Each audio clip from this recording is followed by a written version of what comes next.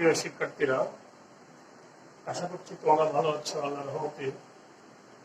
আমিও আল্লাহ সুবহানাহু ওয়া তাআলার অসীম কৃপায় এবং সবার দোয়া আশীর্বাদে ভালো আছি।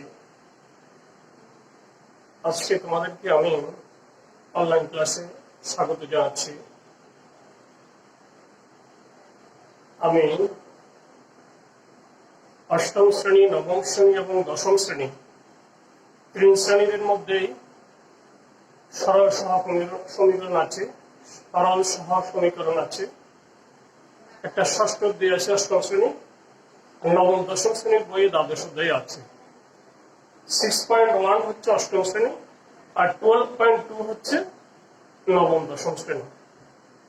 আসলে বেসিক্যালি আমরা নিচের ক্লাসে যে পড়াশোনাগুলি করবো, উপরের ক্লাসও সেগুলি আমরা ইমপ্লিমেন্ট করতে পারি যদি আমাদের বেসিক ক্লিয়ার থাকে। তাহলে ঠিক আছে বন্ধুরা, তাহলে আমরা ক্লাসে চলে আসি। সবাই খাতা কলম করো। ক্লাস 8-এ যারা আছো তোমরা দুই চলক বিশিষ্ট সরল সমীকরণের সমাধান,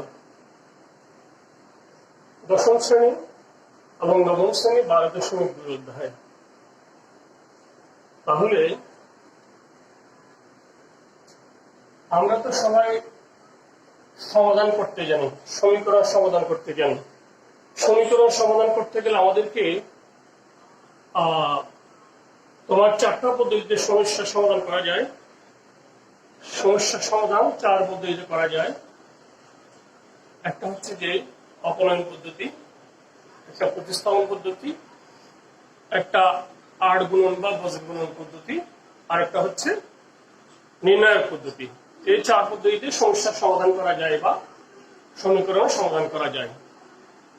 অষ্টম শ্রেণীর বইয়ে বা ক্লাস 8-এ 2টা পদ্ধতি উল্লেখ আছে, একটা প্রতিস্থাপন পদ্ধতি আর একটা অপনয়ন পদ্ধতি। আর নবম দশম শ্রেণীতে গিয়ে আমরা এটার পাশাপাশি আরো 2টা পদ্ধতি জানবো, সেটা হচ্ছে যে আট গুণন বা বজ্র গুণন পদ্ধতি এবং নির্ণায়ক পদ্ধতি। তাহলে শিক্ষার্থীরা, আমি এখানে একটা সমীকরণ লিখেছি, দ্বিচলক বিশিষ্ট একটা সমীকরণ লিখেছি। এখানে x একটা চলরাশি, y একটা চলরাশি, আর যে সংখ্যাগুলি আছে সেটা হচ্ছে কনস্ট্যান্ট রাশি বা ধ্রুব রাশি, চলরাশি বা ভেরিয়েবল। এটা দ্বিচলক বিশিষ্ট সমীকরণ জোট। 2টা সমীকরণ আছে, এই জন্য সমীকরণ জোট। এটাকে আমরা এখন বিভিন্ন পদ্ধতিতে সমাধান, সমীকরণের সমাধান বা সমীকরণের বীজ বা রূপ বের করার চেষ্টা করব। সমীকরণের সমাধান বা সমীকরণের বীজ বিভিন্ন ভাবে আমরা বের করতে পারবো, কিন্তু ওয়ে বা মাধ্যম বিভিন্ন হলেও আমাদের আনসার বা উত্তর কিন্তু সেম আসবে। মনে করো তুমি যে পদ্ধতিতে একটা নির্দিষ্ট জায়গায় যাও না কেন, যে দিক দিয়ে যাও না কেন, ওই লক্ষ্য যদি তোমার ঠিক থাকে তাহলে তোমার যাত্রাটা ঠিক হবে। এটা আমি বিভিন্ন পদ্ধতিতে সমাধান করব, দেখবো যে এক্স এবং ওয়াই এর সমাধান বা মান একই আসে কিনা। তাহলে x minus y সমান 4, x plus y সমান 6। এখানে আমরা প্রথমে করব প্রতিস্থাপন পদ্ধতিতে। এই সমস্যা সমাধান করব প্রতিস্থাপন পদ্ধতিতে।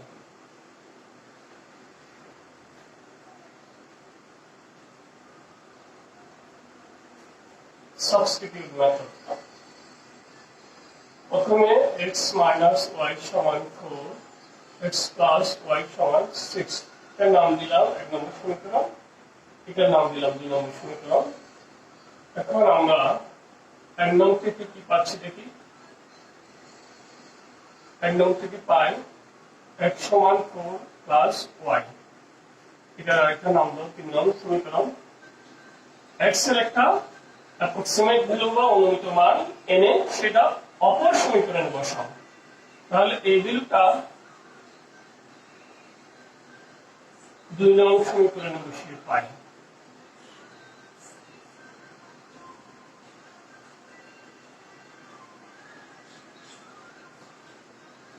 লেখা দেখা যাচ্ছে কিনা দেখবে তুমি একটু। তাহলে 2 নম্বর সমীকরণে বসাচ্ছি।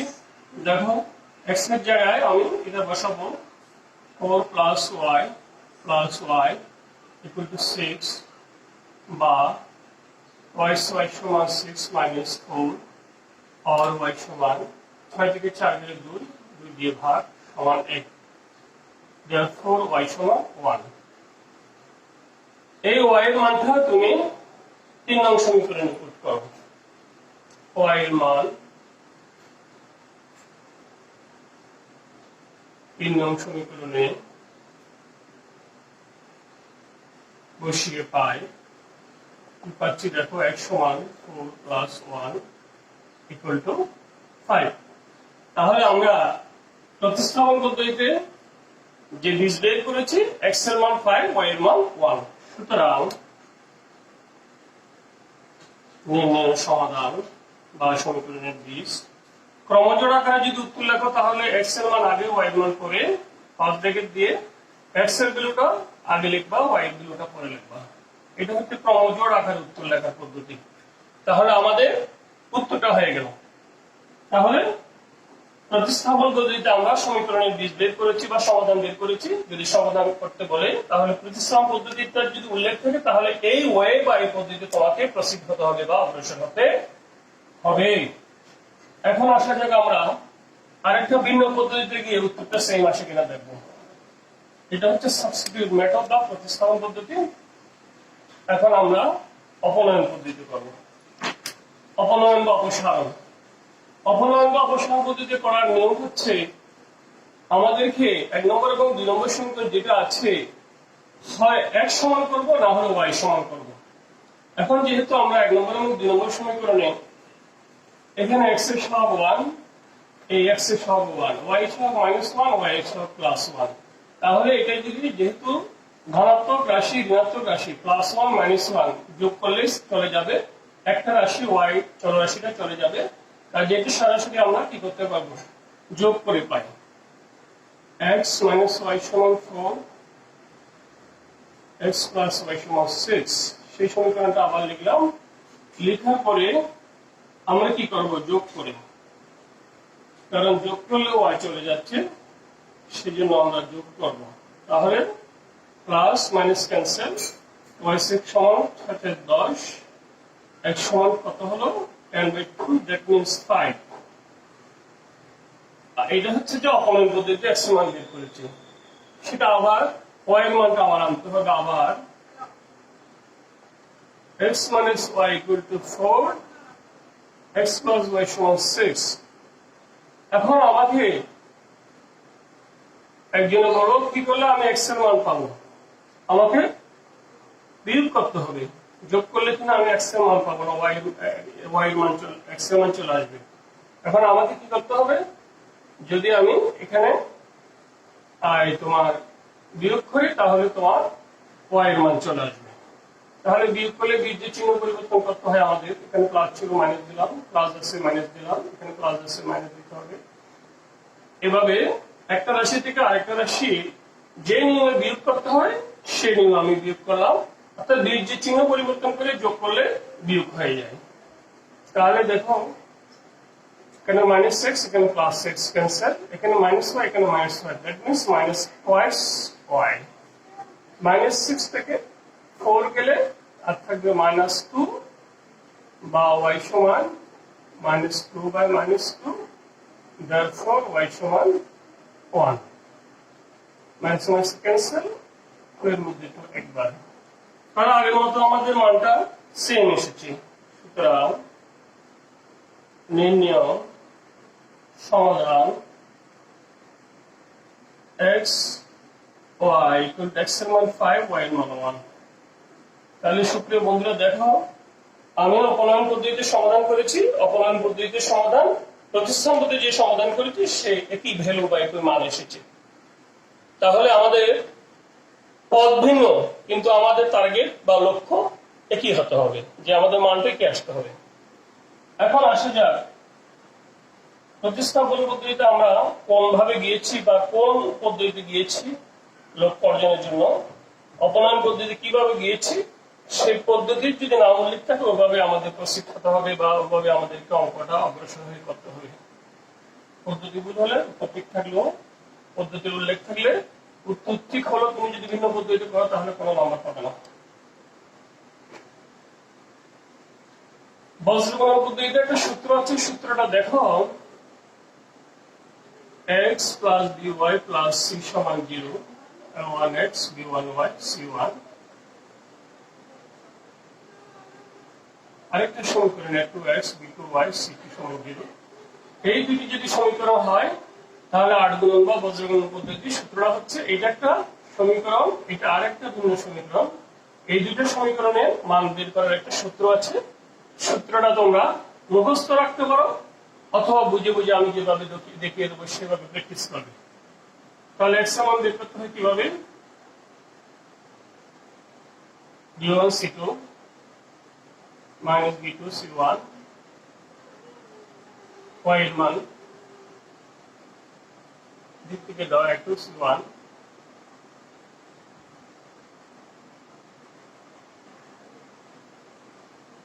equal to আবার সে 1 b2 z by বা 1 by 1 b2 minus b1 আর 2।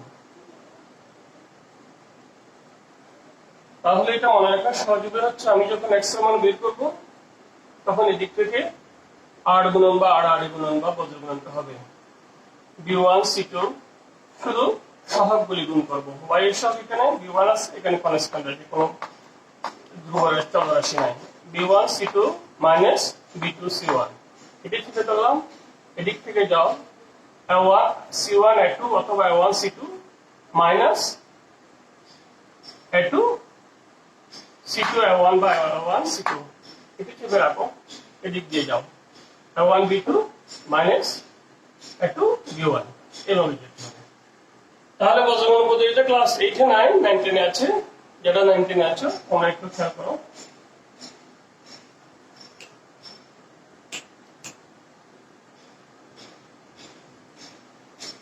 এখানে আমরা সাজাই একটু, x minus y minus 4 equal to 0 এক নম্বর সমীকরণ। দুই নম্বর থেকে কি পাচ্ছি, x plus y minus 6 equal to 0। তাহলে এক নম্বর দুই নম্বর থেকে এক নম্বর দুই নম্বর 8 গুণন মধ্যে মাঝখানে কয়েকটা গুণন 8 গুণন পদ্ধতি ব্যবহার করে পাই, প্রয়োগ করে পাই।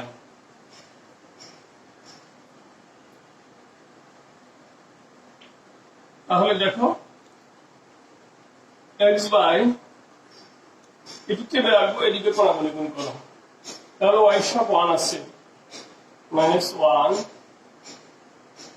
তাহলে এদিক দিয়ে কোনাকুনি গুণ করো minus 6 minus 2 1। তারপরে তাহলে x বাই এই যে সূত্রটা লিখলাম b1 c2 minus b2 c1, এই সহ দিকে কোনাকুনি গুণ করো -1 into -6, তারপরে বিয়োগটা সূত্রে এখানে 1 -4 অথবা -4 এদিকে 1 কোনাকুনি গুণ, এই সহগ গুণফল বিয়োগ এই সহগ গুণফল। এখন এটা চেপে দাও, এটা যদি চেপে ধরি আমরা, এটা যদি চেপে ধরি তাহলে কি হবে, এদিক থেকে কোনাকুনি গুণফল এদিক থেকে কোনাকুনি গুণফল y by -4 আর 1 1 সূত্রে মাইনাস, তারপর কি হবে -6 আর 1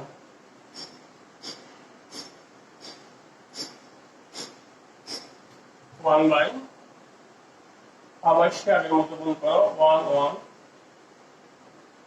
into 1 মাইনাস দিক থেকে কোনাকুনি গুণ করে পেলাম 1 into 1 আর বিয়োগটা সূত্রের বিয়োগ, এখানে 1 এদিকে সহ -1 গুণ করলাম। তাহলে দেখা যাক আমাদের কি আসে, x by 6 minus 4 minus minus plus 6 কে 6 মাইনাস মাইনাস প্লাস 4 কে 4 y বাই 4 কে 4 মাইনাস সাইনটা ঠিক থাকবে মাইনাস মাইনাস প্লাস 6 কে 6 1 বাই 8 বিয়োগ 8 মাইনাস মাইনাস প্লাস 8 বা x by 10 equal to y by minus 10 equal to কত হলো হাফ করো। তাহলে আমরা এখন দেখব আমাদের মানটা কত আসছে।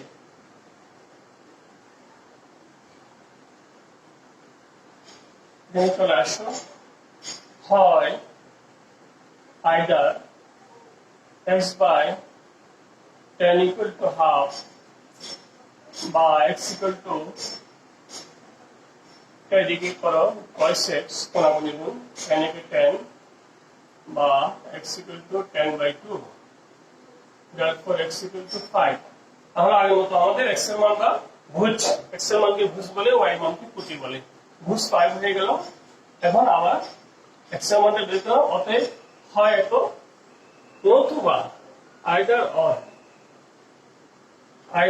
or হয় এই মানটা সমান x এর, এই মানটা সমান এটা, অথবা y এর মানটা সমান এটা, অথবা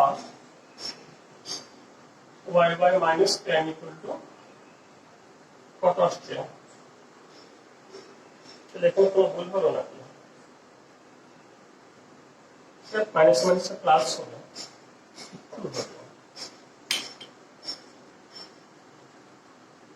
তাহলে দেখো তাহলে y বাই 2 সমান হাফ বা 2y সমান 2 বা y সমান 2 by 2, that means y সমান 1। সুতরাং নির্ণয় সমাধান বা সমীকরণের বীজ x y হিসেবে লাগলে x এর মান হচ্ছে 5, y এর মান হচ্ছে 1। তাহলে সুপ্রিয় শিক্ষার্থীরা, আমরা 3 পদ্ধতিতে করলাম, 3 পদ্ধতিতে সমস্যার সমাধান করলাম, 2টা সমীকরণের সমাধান করলাম, 2টা সমীকরণ জুটে আমরা সমাধান করলাম। 3 পদ্ধতিতে করলাম, 3 পদ্ধতিতে আমাদের মান এসেছে x এর মান 5, y এর মান 1। তার মানে ভুজ এসেছে 5, পুটি এসেছে 1। তাহলে যদি ক্রমজোর আকারে আনসারটা লিখতে হয় x, y ফার্স্ট ব্র্যাকেট দিয়ে ইকুয়াল দিতে হবে। অনেকে ইকুয়াল না দিয়ে মানটা বসিয়ে দেয়, যার জন্য x এর মানটা প্রথমটা, y এর মান দ্বিতীয়টা বোঝা যায় না। এই জন্য এখানে যদি সমান চিহ্ন না দেওয়া হয়, অনেকে স্টুডেন্ট বা শিক্ষার্থীরা আমরা দেখি যে এখানে সমান চিহ্নটা দেয় না। সমান চিহ্ন না দিলে কিন্তু এখানে উত্তরের জন্য যে নম্বর নির্দিষ্ট থাকে সেটা কিন্তু আসবে না। তাহলে সুপ্রিয় শিক্ষার্থীরা, আজকে আমি অল্প সময়ের মধ্যে একটা সহজ পদ্ধতিতে যে সমাধান, সরল সমীকরণ, সেটা 3 পদ্ধতিতে আমি সমাধান করেছি, ওয়ার্ক আউট করেছি, সলিউশন করেছি, কিন্তু আনসার কিন্তু 3 পদ্ধতিতে একই এসেছে। কাজে আমরা যে পদ্ধতিতে করি না কেন, আমাদের যদি আনসার একই আসে তাহলে আমরা ধরে নেব যে আমাদের সমস্যাটা সমাধান করার পদ্ধতিটা ঠিক আছে। তাহলে পদ্ধতি যাই হোক না কেন, আমাদের আনসার যদি একই হয় তাহলে আমাদের সমস্যার সমাধান, যেটা সমাধানটা আমাদের কি হবে, সমাধানটা আমাদের সঠিক হবে। কারণ আমরা যে লক্ষ্যে পৌঁছতে চাই, সেই লক্ষ্যে যাওয়ার জন্য আমাদের পথ ভিন্ন থাকতে পারে। কেউ সহজ পথে যাব, কেউ একটু সমানুভূতিতে যাব, কিন্তু আমাদের টার্গেট বা উদ্দেশ্য সেম। x এর মান 5, y এর মান 1, ভুজ 5, পুটি 1। তাহলে আমি অষ্টম, নবম, দশম শ্রেণীর শিক্ষার্থীদেরকে 2 চলক বিশিষ্ট সরল সমীকরণের সমাধান করার পদ্ধতিটা সহজে আলোচনা করলাম। আশা করছি তোমরা বুঝতে পেরেছো যার যে পদ্ধতিতে সমস্যা সমাধান করা সহজ মনে হবে তোমরা সেই পদ্ধতিতে করবে। তবে একটা জিনিস আমাদের মনে রাখতে হবে, সেটা হচ্ছে যে পদ্ধতির নাম যদি উল্লেখ থাকে তোমাকে ওই পদ্ধতিতেই সমস্যার সমাধানটা করতে হবে। সেই পদ্ধতি প্রয়োগ না করে যদি অন্য পদ্ধতিতে সমস্যার সমাধান করো, আনসার যদি সঠিক হয় তখন তোমাকে পদ্ধতির কারণে নম্বর দেওয়া হবে না। তাহলে ধন্যবাদ বন্ধুরা, একটু সময়ের স্বল্পতার হেতু দ্রুততার সাথে আমাকে অঙ্কটা বা সমস্যাটা সমাধান করতে হয়েছে। আশা করছি তোমরা বাসায় বসে প্র্যাকটিস করবে। প্র্যাকটিস করলে তোমাদের যে ত্রুটিগুলি বা যে সমস্যাগুলি উদ্ভূত হবে সেগুলি তোমরা সহজে পারফেক্টনেস বা বিশুদ্ধতা অর্জন করতে সক্ষম হবে। সবাইকে ধন্যবাদ। ভালো করে পড়ালেখা করবে, পড়ালেখায় মনোনিবেশ করো, কারণ আমাদের সময় অনেক মূল্যবান সময় নষ্ট হয়েছে। দীর্ঘ সময় আমাদের আতঙ্কের কারণে, বৈশ্বিক মহামারীর কারণে আমাদের লেখাপড়া থেকে আমাদের গুরুত্বপূর্ণ অনেক মূল্যবান সময় নষ্ট হয়েছে লেখাপড়া করা। এই ক্ষতিটা আমাদেরকে পুষিয়ে তুলতে হবে, পুষিয়ে উঠতে হবে।